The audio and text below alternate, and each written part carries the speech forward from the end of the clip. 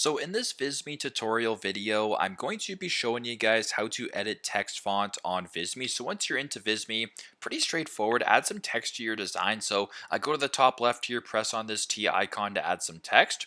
Where of course it says text.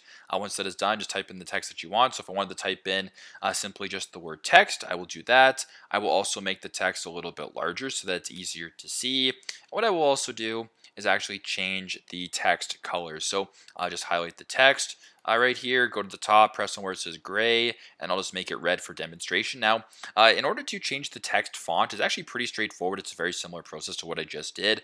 Press on the text font. If you want to double tap it, that's fine too. This top bar should open up. Go to the left-hand side. Right now, it's on the Lato text, or the Lato font. So press on this right here. Press the drop down. Now, what you can actually do is change the text whatever you want. So if you want the Amaranth font, you can do that. If you want to change it to maybe this font right here, the Miko font, whatever the case may be, play around with it. It's pretty straightforward. That's how you guys can edit text font on Visme. Thanks again for watching, and I hope this video helps.